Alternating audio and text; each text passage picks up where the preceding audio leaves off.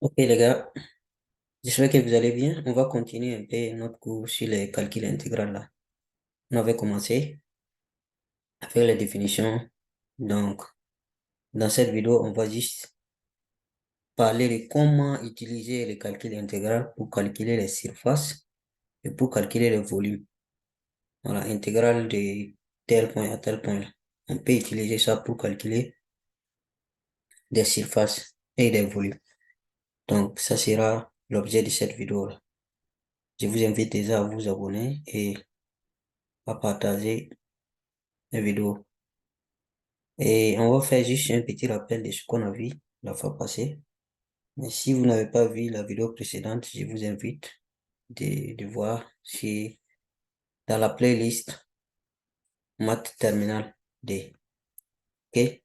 Donc, on avait commencé à parler des calculs intégral. On a fait les différentes définitions et notations. Donc, retenez surtout cette formule-là. Si vous avez intégrale entre de A à B d'une fonction f, cherchez juste la fonction, j'allais dire la primitive de la fonction. Voilà, à prendre entre les bornes A et B.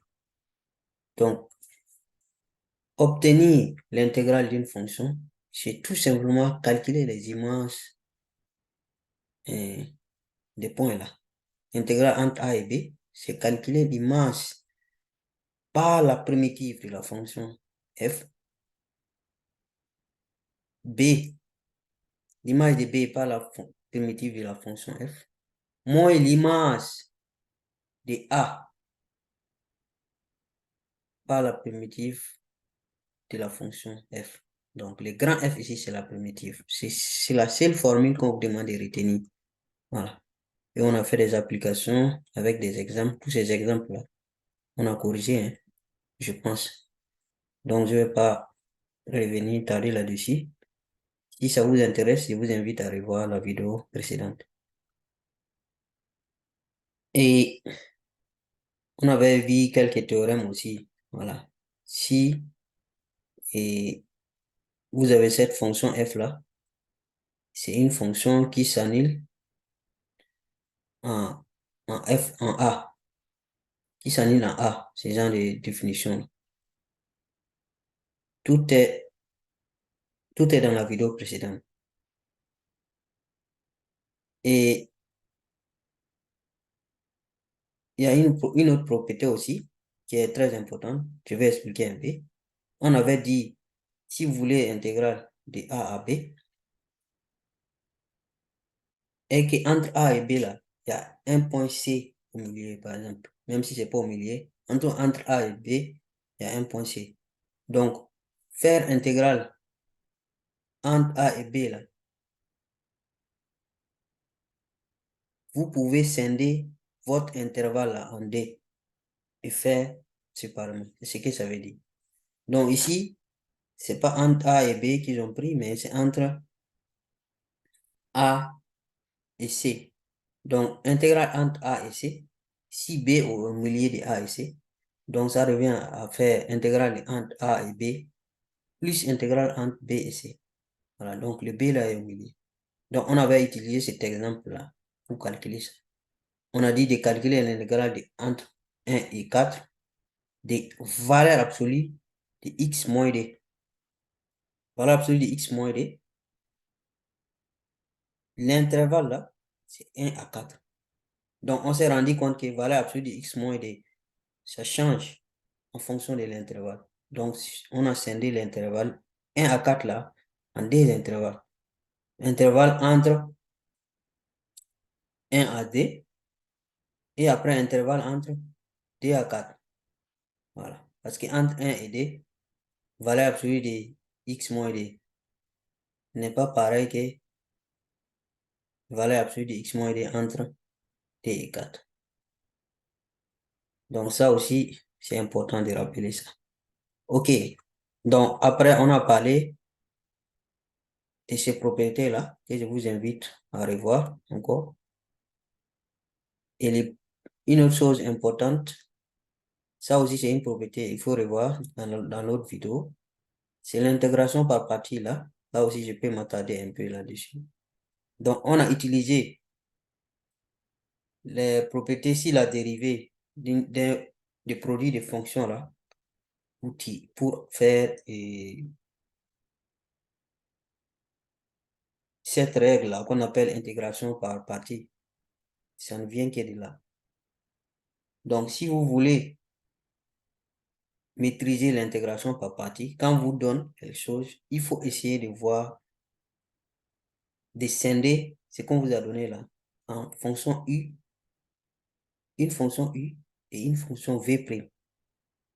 Voilà. Si vous avez choisi quelque chose comme fonction U, déterminez sa dérivée.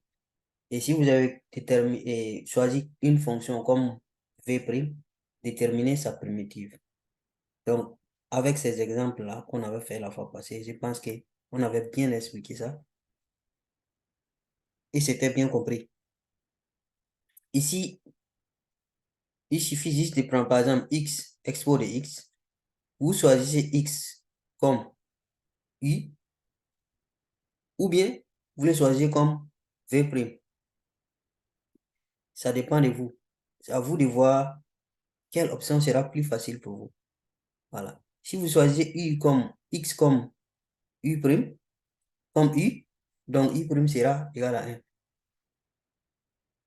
Si vous choisissez expo de x comme v', donc v sera égal à expo de x, puisque expo de x, sa dérivée, c'est lui-même. Donc, anyway, vous devez d'abord, hein, il faut savoir trouver les deux fonctions qui sont les produits, là, les deux produits. Par exemple, ici, c'est x multiplié par expo de x. Ici, c'est x multiplié par sinus de x. Ici, c'est comme si c'était 1 multiplié par ln de x. Ou bien ln de x multiplié par 1. Voilà, à vous de voir comment vous allez trouver. Une fois que vous avez trouvé les deux fonctions, le produit des deux fonctions, là maintenant, vous pouvez aller dans la détermination de quoi que x, c'est quoi qui est v, c'est quoi qui est, c'est quoi que u, c'est quoi qui est v'. Voilà, si vous avez choisi maintenant, vous pouvez juste appliquer ça. Et ça marche. Donc, on avait fait tous ces exemples-là. Je vous invite à revoir dans la vidéo précédente. D'accord? Je pense qu'on avait arrêté avec les intégrations par partie là. On va juste continuer aujourd'hui avec maintenant calcul des R, c'est-à-dire surface, et calcul de volume. Donc, en utilisant les intégrales, comment ça se fait exactement? Donc, deuxième partie, R et volume. On va parler des calculs d'air d'abord. R d'une surface plane. Donc, si on prend un repère orthonormé, le plan muni d'un repère orthonormé OIJ, de longueur, unité de longueur étant choisie sur chaque axe. Donc, ça dépend de vous ou de l'exercice. Ça peut être 1 cm ou 2 cm ou 1 mètre. Mais si on prend les points des coordonnées 0, 0, 0, 0, c'est le point d'origine du repère, non? Ou 1, 0, c'est le premier point sur l'axe des abscisses. 0, 1, c'est le premier point sur l'axe des ordonnées. Ces trois points-là, si vous les prenez, sont les sommets d'un rectangle. J'ai bien dit rectangle, hein? Voilà, parce que même si c'est trois points, le quatrième point là, le quatrième sommet du rectangle, même si on ne l'a pas déterminé, vous aurez pu deviner que c'est le point de coordonnées 1, 1. Voilà. Donc, ces rectangles-là, on peut dire que c'est la norme du vecteur I. Parce que 1, 0 là, c'est les coordonnées du vecteur I. Hein? On est d'accord? Ça, au moins, c'est très basique. 0, 1 là, c'est le coordonnées du vecteur J. Donc, si on prend norme du vecteur I et norme du vecteur J, ça va faire exactement les côtés de notre rectangle. Donc, si on prend norme du vecteur I multiplié par norme du vecteur J, ça sera à peu près l'aire du rectangle. Ça sera pas à peu près, ça sera exactement la surface, l'aire du rectangle. On est d'accord? Voilà. Ces petits r-là, on va appeler ça R unitaire. Voilà, donc cette R sera appelée l'aire unité. Donc, vous connaissez vecteur unitaire, vous connaissiez vecteur unitaire, et maintenant, dorénavant, vous connaissez l'aire unitaire. Donc, l'aire unitaire, c'est tout simplement l'aire formée par, j'allais dire, les normes des vecteurs unitaires, en multipliant, l'aire formée en multipliant les normes des vecteurs unitaires. Voilà. OK. Donc, si on a cette définition maintenant, on peut aller avec différents théorèmes. Le premier théorème qu'on va présenter ici, le voici. Donc, si vous prenez une fonction f qui est continue, j'insiste sur la continuité quand même, hein, qui est continue sur un intervalle i, et on prend des points A et B, deux éléments de cet intervalle, de l'intervalle i, là, tel que A est inférieur à B, donc B est plus grand. Maintenant, C est la courbe de notre fonction f là, cette fonction f, dans les repères OIJ. On va maintenant désigner un domaine. Un domaine, c'est juste comme une surface ou bien en tout cas un demi-plan ou quelque chose. Un domaine plan ou surface, voilà, c'est défini ici. Domaine, c'est comme surface. Et plan limité par la courbe C. La courbe là, c'est la courbe de la fonction f par la courbe C et l'axe des abscisses. Maintenant, on va prendre les droits d'équation aussi. C'est-à-dire le domaine est déjà limité par la courbe de la fonction et l'axe des abscisses. Maintenant, on va ajouter les droites d'équation x égale à a et x égale à b. X égale à a, x égale à b. Vous êtes d'accord avec moi que ce sont des droites qui sont parallèles des ordonnées. Ce sont des droites qui sont verticales. X égale à a, x égale à b. Donc, c'est comme si on a la courbe, on a l'axe des abscisses, c'est délimité. En haut, c'est délimité, par exemple, c'est un exemple. En haut, c'est délimité par la droite, par la courbe. En bas, c'est délimité par l'axe des abscisses. Maintenant, à gauche, par le point A, et à droite, par le point, par l'axe, et par la droite d'équation x égale à droite, par la droite d'équation x égale à b. De toutes les façons, on va faire une figure pour illustrer tout ça, tout ça.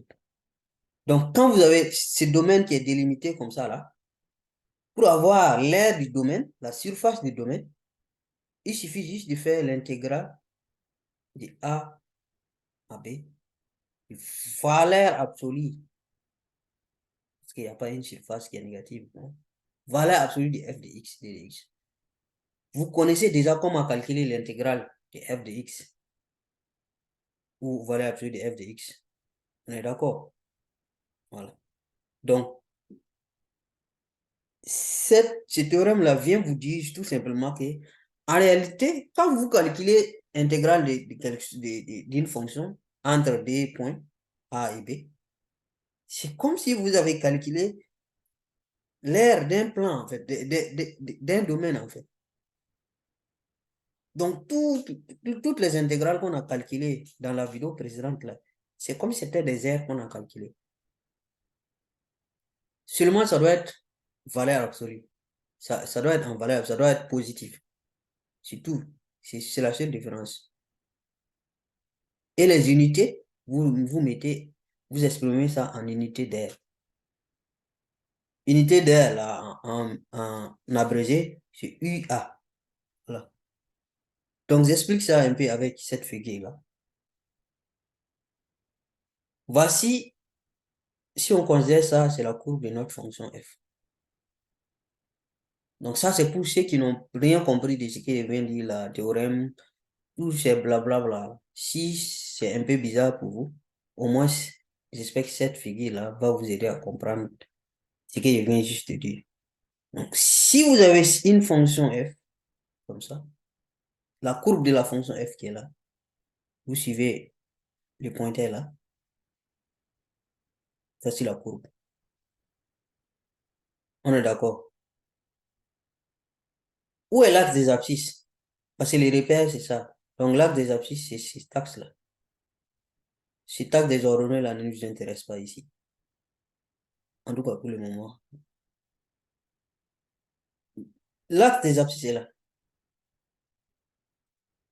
Donc, la courbe qui est là, la courbe de f, l'axe des abscisses. Maintenant, on limite à gauche x égale à a. X égale à a, c'est une droite qui est verticale. Si vous voulez, vous prenez a égale à moins 5, par exemple.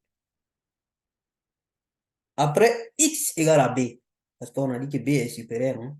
Voilà, a est inférieur à b. Et x égale à b, cette droite-là. Donc, le domaine qui est formé par ces, qui est délimité par ces droites-là, et la courbe de la fonction f. Si vous voulez calculer l'aire de ce domaine, la surface de ce domaine, si vous voulez, c'est cette formule-là vous devez appliquer. Et l'aire ici, là, ça correspond à exactement ça. Vous voyez ici, là où on a, je ne sais pas, coloré ou assuré, là. Voilà. C'est ça.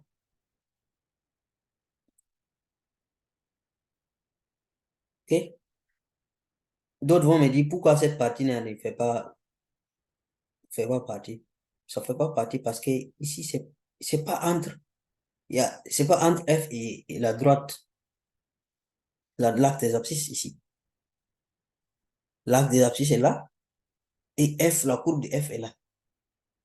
Donc, c'est cette partie qui nous intéresse. Pareil ici, cette partie ne nous concerne pas. Parce que la droite, l'axe et la courbe de la fonction f est là, et l'axe des abscisses est là. Donc, c'est cette partie qui nous intéresse. Ici, voici la courbe, voici l'axe des abscisses. Donc, c'est cette partie qui nous intéresse. Donc, ici, par coïncidence, A est aussi, c'est-à-dire les points de coordonnées A0, est aussi là où la courbe coupe l'axe des abscisses. Donc, c'est pour cela ici, là, le domaine se limite. On allait dire presque à un point. Juste un point. Par contre, de ce côté-là, quand vous prenez, vous voyez que ce n'est pas le cas. Ici, là, ça montre le vrai rôle de la droite d'équation x égale à b. Voilà, cette droite, elle délimite ici. La courbe est là. L'axe des abscisses est là. Et x égale à b est là. Donc, c'est cette partie-là qui nous intéresse. Cette partie ne nous intéresse pas.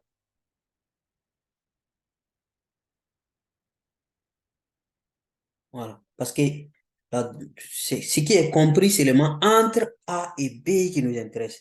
Cette partie-là n'est pas comprise entre A et B, entre les deux droites. Là. Les deux droites.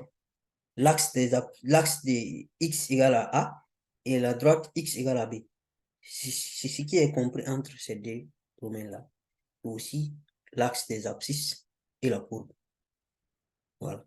Donc, si vous voulez calculer cette surface-là, l'aire de ce domaine-là, vous faites intégrale de A à B, valeur absolue de f de x. Ouais, j'espère que vous avez compris maintenant. Voilà. Valeur absolue de f de x. Valeur absolue, et il ne faut pas oublier de mettre les d de x et de mettre aussi UA, unité de...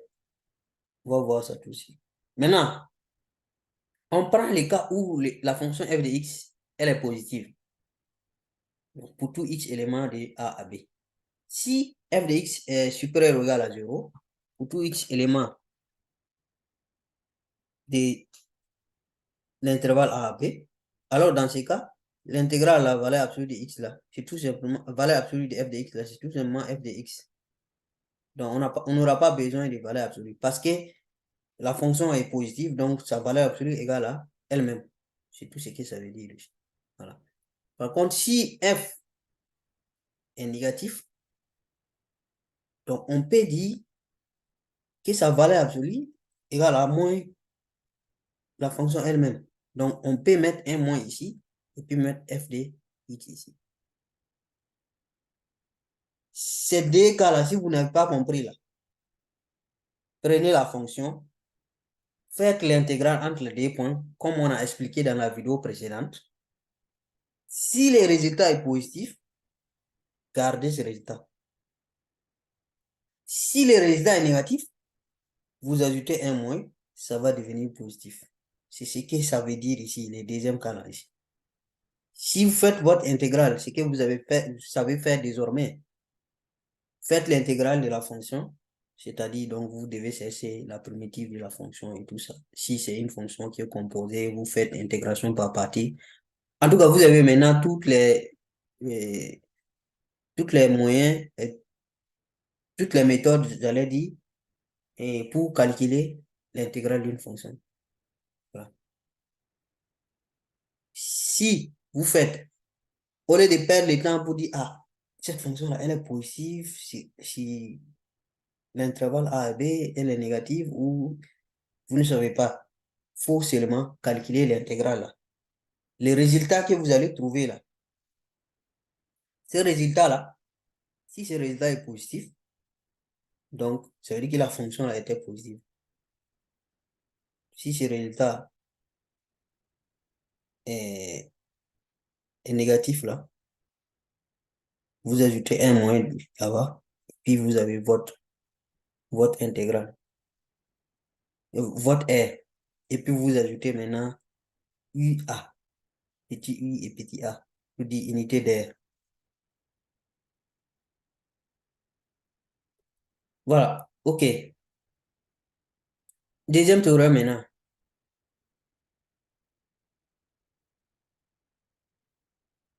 Si on prend maintenant deux fonctions, avant là, on avait dit la courbe de f et puis l'axe des abscisses, non?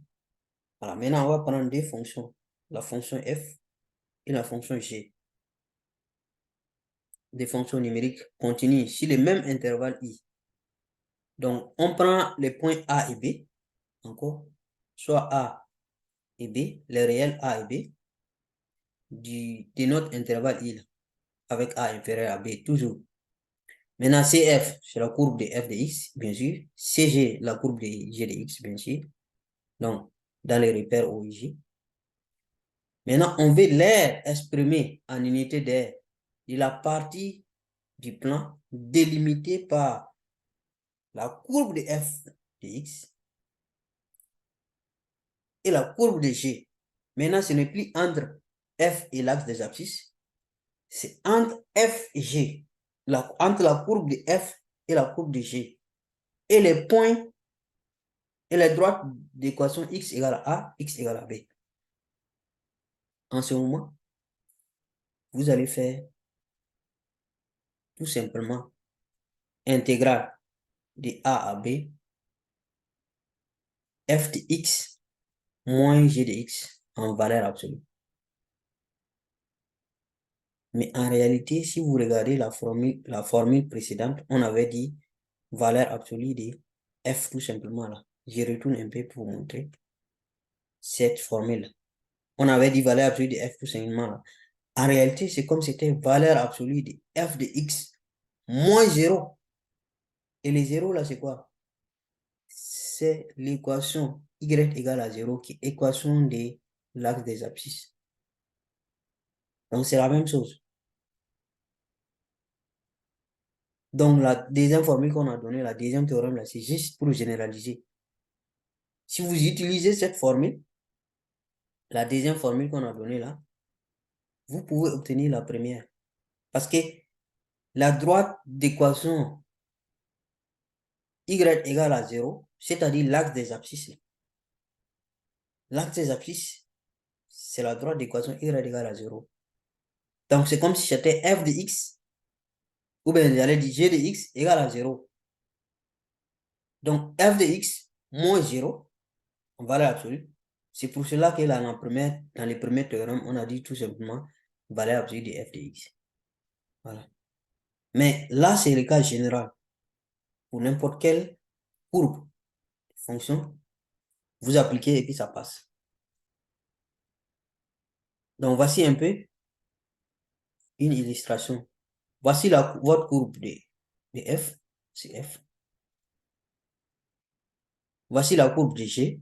Voici la courbe de g. Voici la droite d'équation x égale à a. Et voici la droite d'équation x égale à b. On n'est pas arrivé ici d'abord, hein? Je vous en prie. On a dit entre a et b. Donc, c'est seulement ici qui nous intéresse.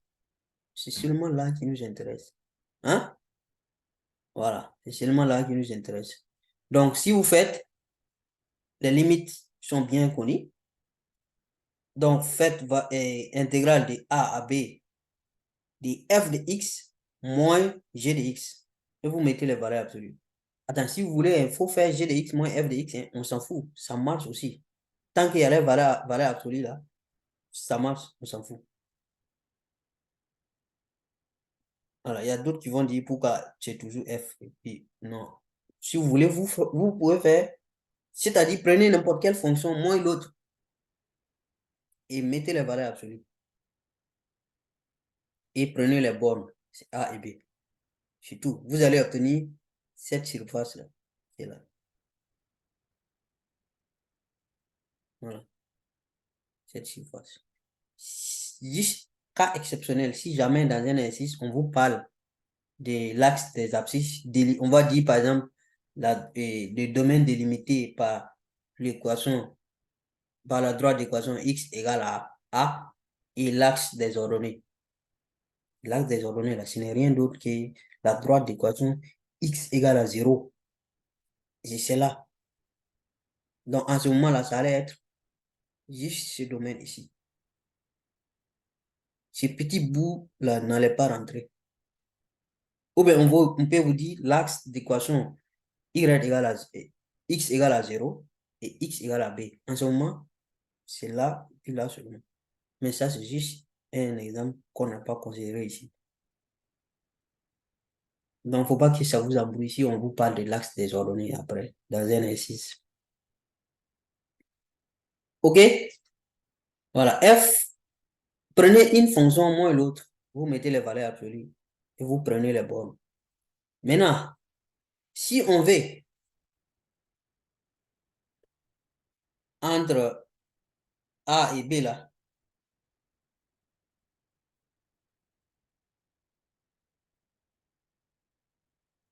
normalement ici, ça devait être C.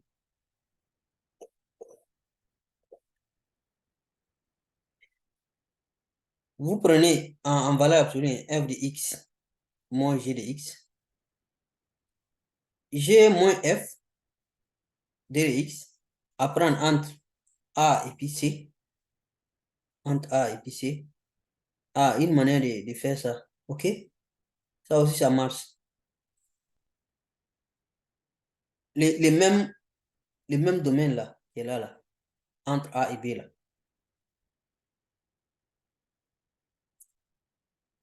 On vous dit que si vous prenez g de x moins f de x entre A et C, c'est-à-dire entre A, entre ici jusqu'à là. Donc ça va faire tous ces domaines-là et celui-là. Vous additionnez à f de x moins g de x qui est pris entre C et B. Entre C et puis B.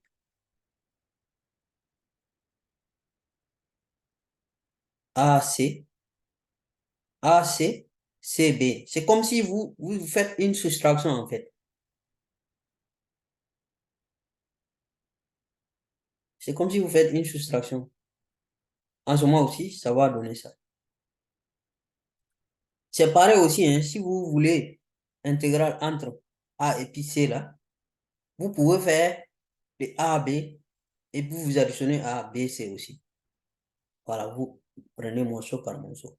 Mais cette formule est tout autre chose.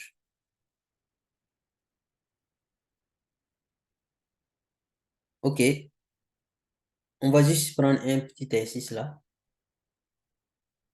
La fonction f qui est définie par 1 sur x, on demande de calculer l'aire du domaine délimité par la courbe de la fonction f et l'axe des abscisses. Donc, ça sera f de x moins 0 en valeur absolue. Donc, ça sera tout simplement valeur absolue de f de x. Simple. Et les limites, c'est x égale à 1, x égale à 3. Bon, faire une figure, je n'ai pas fait de figure, vous allez vous débrouiller pour faire. Je prends l'intégrale de 1, 3, f de x, d de x. C'est ça la formule de l'aire. Intégrale de 1 à 3, parce que les bornes là, c'est 1 et 3. Si, 1 et 3. Donc, f de x, d de x. Donc, f de x est bel et bien 1 sur x. C'est défini ici. Donc, l'intervalle, c'est 1 à 3. Donc, on cherche, voici comment on pose. En intégrant f de x, nous allons obtenir donc l'aire là, c'est égal à intégrale de f de x, d de x, égale à intégrale de 1 à 3 de 1 sur x, d de x. Donc, quelle est la fonction dont la dérivée donne 1 sur x? Ou bien, tout simplement, quelle est la primitive de la fonction 1 sur x, qui est notre fonction f ici? Quelle est la primitive de f en valeur absolue? On vous a dit, quand vous prenez la primitive, la constante, c'est là. Faut pas mettre, c'est pas important. Donc, c'est tout simplement ça. L'air là égale à intégrale de 1 sur x. Et on sait que la primitive de 1 sur x, dérivée de ln de x donne 1 sur x. Donc, on met ln de x entre les crochets et on prend les bornes 1 et 3. Ça, si vous n'avez pas compris, et je vous invite à revoir la vidéo précédente là, ça va vous guider. Et on a fait beaucoup d'exemples de calcul et d'intégrale là-bas.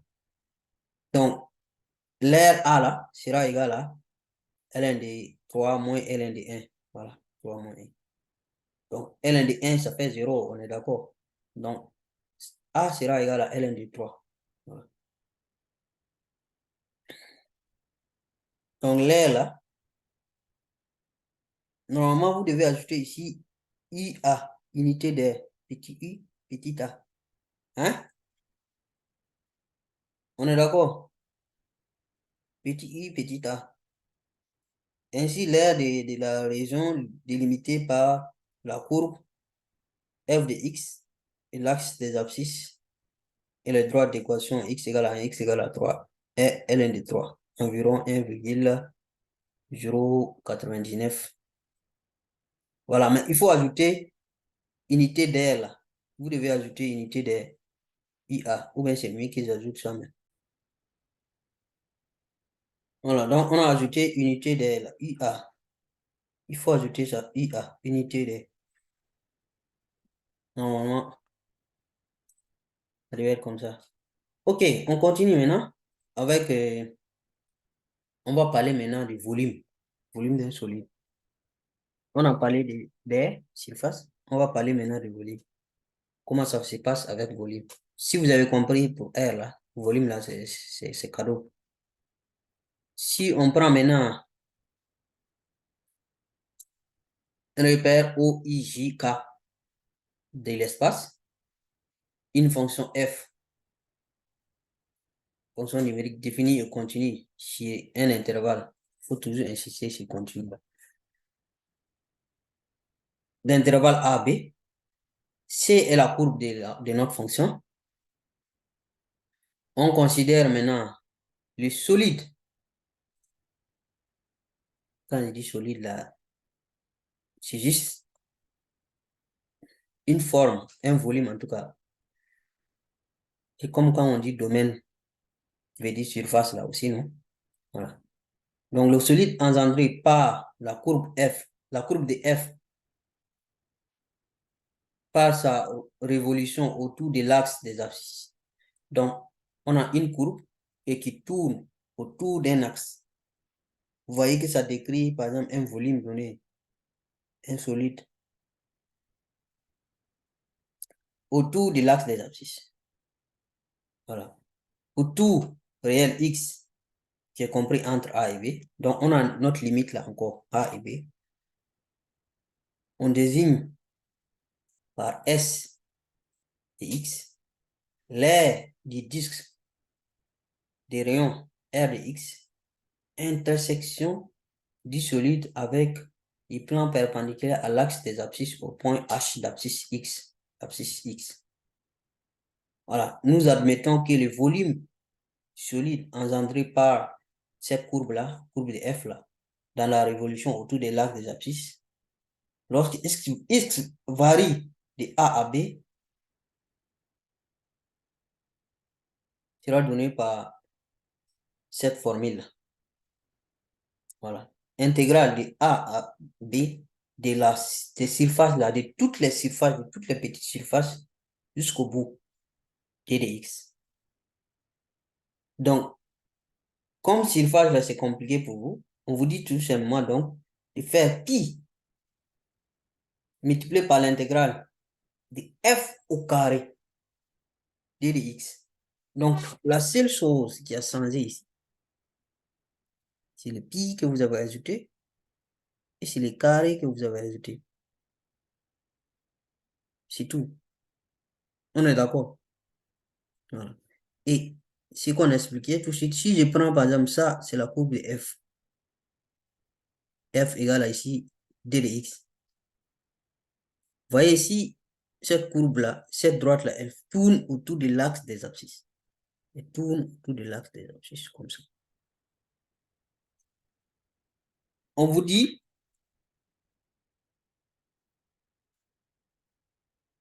si on prend un réel X, un X quelconque, entre A et B, on désigne par S l'aire du disque d'intersection du solide avec les plans perpendiculaires à l'axe des abscisses au point H d'abscisse X. Donc, ça veut dire que quoi? Si je prends ici, mon X est là. Si je prends un plan, je coupe ici. Je coupe cette partie-là. C'est comme un cône, en fait, qui est là. Vous voyez ce que vous voyez là, là? C'est comme un cône. Donc, si mon X est là, et je prends les plans, on a dit les plans perpendiculaires à l'axe des abscisses au point d'abscisse X. Donc, je prends un plan, je coupe ici. Le plan là va couper mon cône là, va sectionner mon cône. Donc, là où le plan là a sectionné mon cône là, cette surface là, entre le plan et puis mon cône là, ça c'est un cône. C'est ça qu'on a appelé S ici. Donc, maintenant, imaginez qu'on coupe en petits morceaux. En additionnant toutes ces surfaces-là, on obtient un volume. Et c'est ce que la formule nous dit ici. Maintenant, si tout ça là, c'est compliqué pour vous, au moins, il faut retenir cette formule-là. Donc, si vous voulez calculer le volume formé par f de x autour de l'axe des abscisses, donc, il faut faire f au carré et vous l'intégrez entre les bornes de a pi et multiplier tout simplement par pi. Il y a d'autres qui oublient de multiplier par pi. Si vous oubliez de multiplier par pi, c'est pas bon. Ça tombe pas juste. OK? Voilà. Et ici, au lieu de unité d'air, là, c'est unité de volume. IV et pas IA ici. Je remets juste notre compte là ici parce qu'on va utiliser ça pour faire un exemple. Voici un exemple. La fonction f de x égale à d de x. C'est exactement la droite de l'équation x égale à d de x là qui est là. Donc, la courbe. Et dès là, le domaine du plan limité par l'axe des abscisses et les droites d'équation x égale à 0, x égale à 3. Donc, x égale à 0, c'est l'axe des ordonnées. Donc, j'ai parlé de cet exemple-là tout de suite, de ce cas-là tout de suite. X égale à 0, c'est l'axe des ordonnées. X égale à 3, bon, c'est là. Et maintenant, calculer, on veut calculer le domaine du plan limité par l'axe des abscisses et la droite là. La courbe, ça c'est juste ce qu'on vient de faire, on a fait dans le premier cas là, le calcul d'elle. Donc, le domaine, ça sera donc entre 0 et 3, intégrale, f de x, qui est là, d de x. Donc, ça fait 9 IA, unité de. Parce que intégrale de d de x, c'est x au carré, hein. Ou bien, donc x au carré, si vous prenez entre les bornes 0 et 3, x, si vous remplacez le x par 3, ça fait 3 au carré, ça fait 9. Moins 0 au carré, ça fait 0, donc ça fait 9. Donc ça, c'est automatique. Donc c'est ça qui fait la surface. Hmm? C'est ça qui fait le domaine, là. Et l'aire du domaine. Maintenant, on considère le solide engendré par la rotation autour de F. De F autour de la courbe de F, hein, autour de l'axe des abscisses. Ce solide est un cône de hauteur 3 mètres. Bon, 3 unités, si vous voulez. Parce que ici, c'est 0 à 3. Donc, cette hauteur-là, puisque le point ici, c'est le point d'abscisse 3. Donc, c'est ce qui veut dire que la hauteur ici du cône là, c'est 3. Donc, ce solide est un cône de hauteur 3 et des rayons R égale à 6.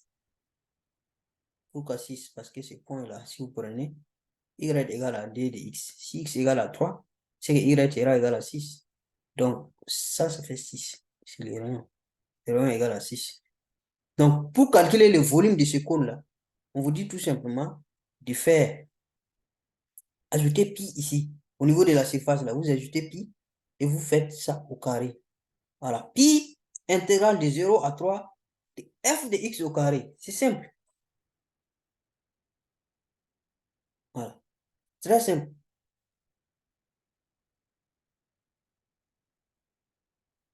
Voilà. Donc, c'est comme si vous prenez la surface, prenez ça là. Si vous faites 9 au carré, ça fait combien? Ah, je dis 9 au carré. Et celui-là, x intégrale de ça là au carré, ça va faire ça. Ça sera les 36 là, multiplié par pi et i v. Parce que là, c'est pas la surface au carré, mais c'est le f là qui est au carré. Donc, ça sera pas 9 au carré. F, c'est ça qui est f ici aussi. C'est ça qui est f de x. Donc, pour calculer le volume, vous prenez seulement la fonction élevée au carré et vous calculez l'intégrale et multipliez par pi. Et vous faites UV, U de volume, unité de volume. C'est tout. Voilà. Donc, ça fait le deuxième point de cette vidéo-là. Et je pense que c'est le dernier point. Voilà. Et c'est ce point qui va mettre fin au chapitre là. Donc, on va arrêter ici. Et j'espère que vous avez appris quelque chose. On va essayer de continuer le programme avec le chapitre suivant. Voilà. Je pense que, de toute façon, si vous n'avez pas compris, vous pouvez me faire signe. On va essayer de voir ensemble. Merci beaucoup. À la prochaine.